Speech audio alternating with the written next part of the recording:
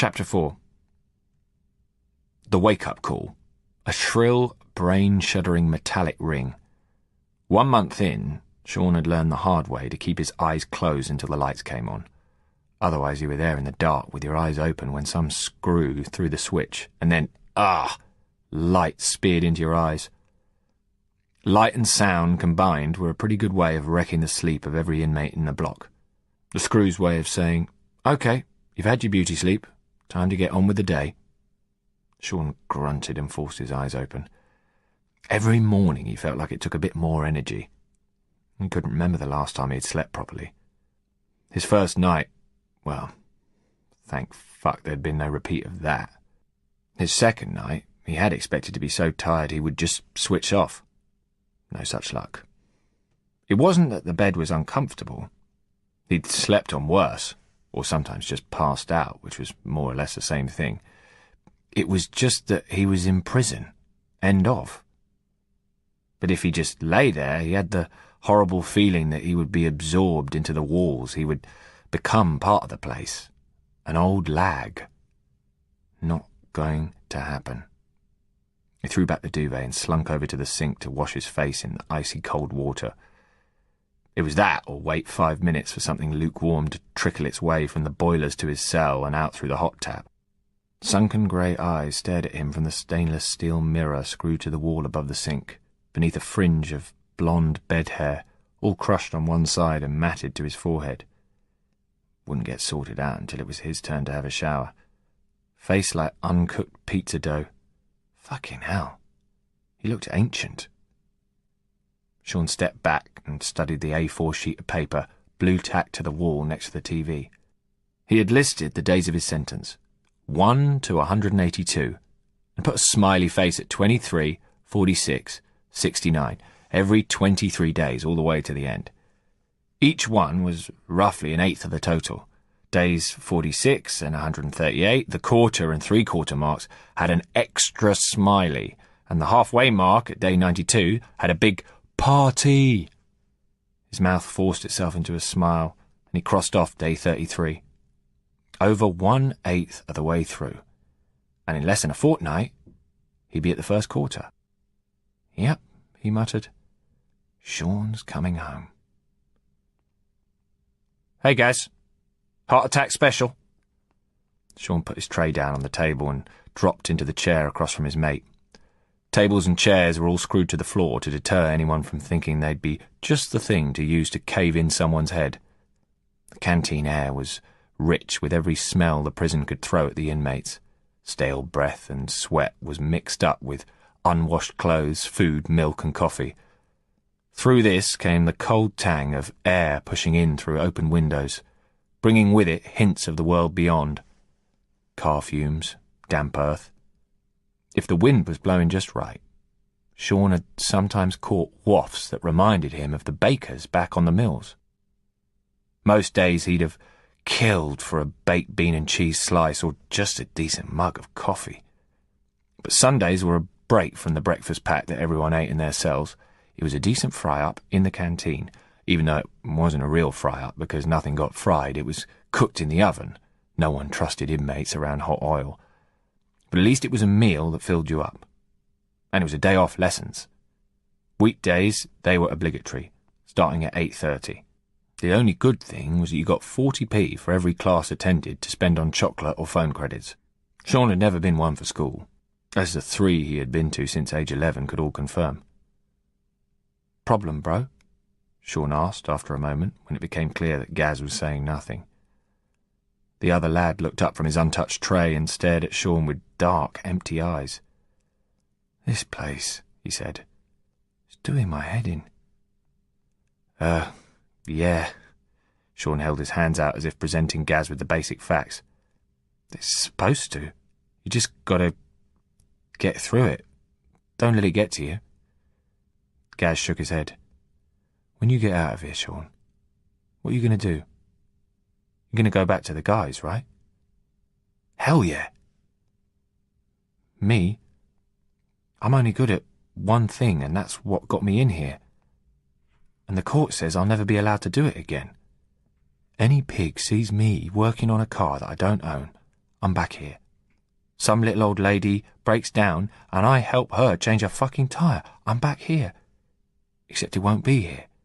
It'll be adult prison, which will make this place look like fucking paradise. So every day I spend here is just one less day of fucking boredom before I get out into a world of fucking boredom. Proper Mr. Sunshine, ain't we? Sean said that because he wasn't sure what else to say. That first day they'd met, he thought Gaz was fine. Subdued, but fine. Everyone looked a bit down when they were standing next to Copper, drowned out by the big lad's optimism. But even without Copper's presence to cloud the issue, Sean had started to notice the darkness there. Back on the estate, Gaz had always been one of the quieter ones. He had let his expertise with cars do the talking. When he did speak up, he was always worth listening to. It was just that he didn't need to shout and act up and throw his weight around to get noticed. But as the days and weeks had gone on, Sean started to realise that maybe Gaz wasn't cut out for this place at all. He took a deep breath, knowing that the words forming on his tongue could be the end of a friendship. They were just not the kind of thing guys said to each other. But... Gaz, mate. That used up the breath. He took another as Gaz looked at him quizzically.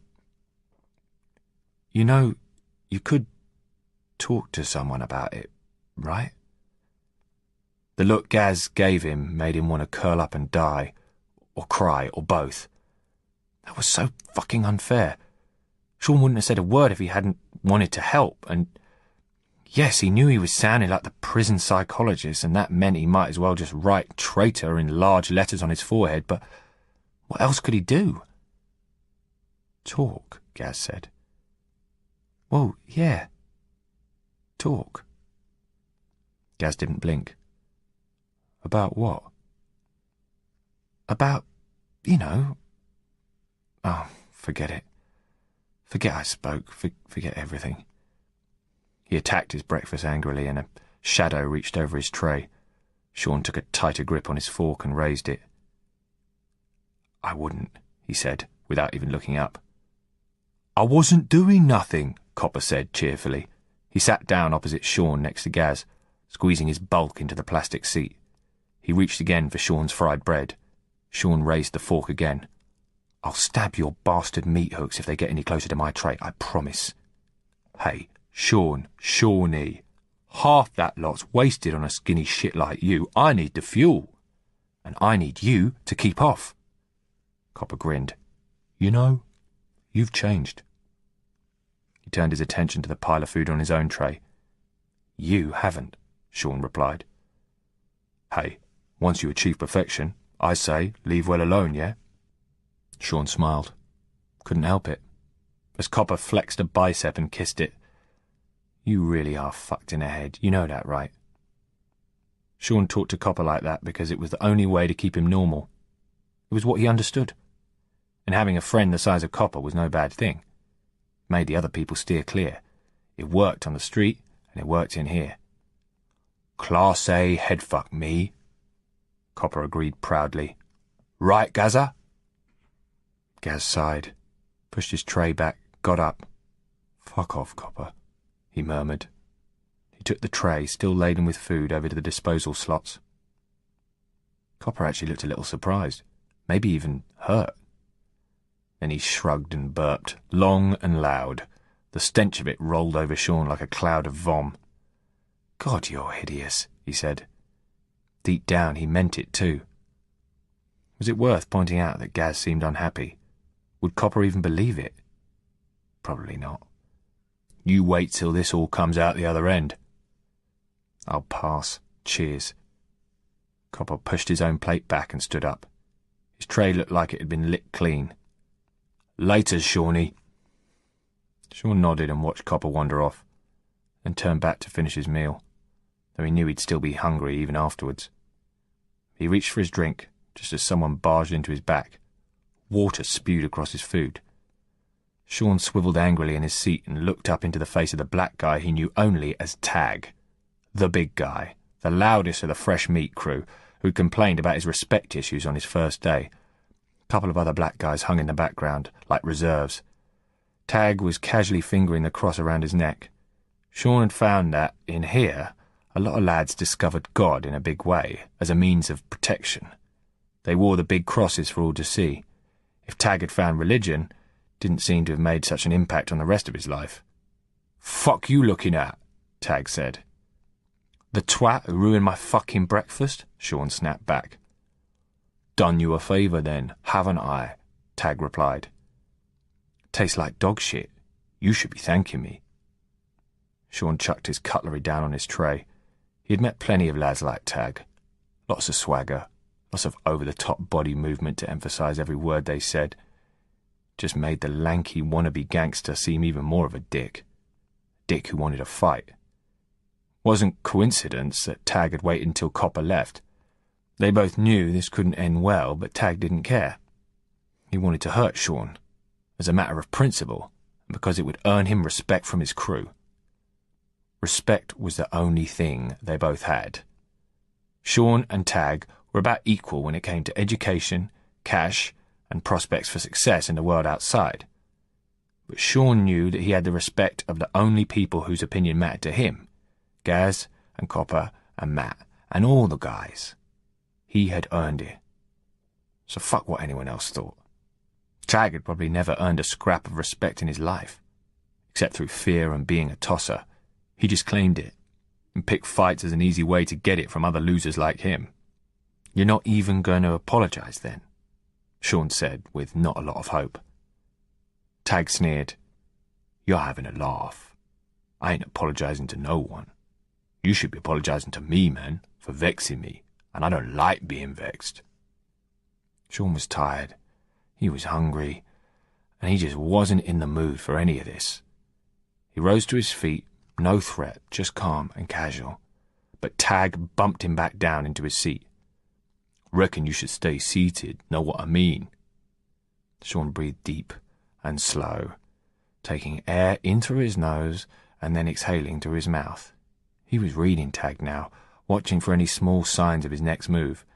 When it came, it wasn't much. A flex of the jaw, a tightening of a fist as an arm pulled back just a little. Sean didn't wait. He ducked down and sprang away as Tag came in with his right hand white-knuckled tight. Only Sean wasn't there anymore, and the movement sent him off balance. Now Sean was on his feet, and Tag was stumbling forwards in front of him. Sean hammered down onto the back of Tag's neck with his right forearm.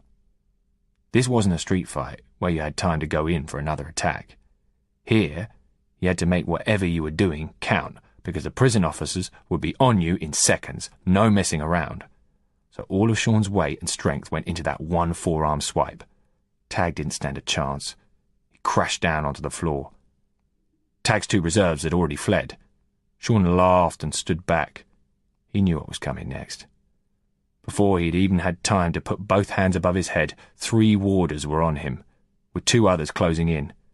He didn't fight back, didn't struggle. No point getting a broken arm on top of everything else. Prison called it basic. Sean called it solitary. It lasted a week. With all his privileges revoked, he was moved out of his cell and placed in the solitary wing. A single cell, smaller, more basic than the usual, locked in for 23 hours a day. No exercise, no education, just enough time to get showered, grab food, and then back to the 4 walls. Day 1 wasn't so bad. He managed a little exercise, star jumps, stomach crunches, press-ups. He read some of a book he'd been allowed to take with him. He'd chosen it because he'd seen the film and it was pretty decent. Day 2 came, and Sean started to notice something weird about his time. There seemed to be more of it. And no matter what he did with it, he couldn't get rid of it. Sleep didn't come easily. He was restless. Exercise seemed pointless. The book was dull. Day 3, he started to think about what lay outside the cell. The people, the noise, the endless space. A car might strike you down as you crossed the road. Some git 1,000 miles away in some country you would never visit might decide it was your turn to die today, and a bomb would take your life without you ever knowing. Out there struck him as a dangerous place to be. Perhaps staying in the small cell made sense. Most of that day he spent perched on the bed, hugging his knees. Day 4 was the complete opposite. He paced about the little room, convinced it was getting smaller. Did the walls creep a little closer every time he took his eye off them? He stood on the bed to peer out of the high, narrow window. Shit! There were trees out there. Trees! It was late autumn and the leafless branches made him think of bare bones clawing at the sky. Even so, he quite fancied climbing a tree. That'd be fun. Couldn't remember the last time he'd done it, if he ever had. Funny, he thought. How here inside a prison he could see more trees every day than he'd ever seen in his whole life, and yet he still couldn't get to them. Day 5, he had a visitor, and his life changed forever.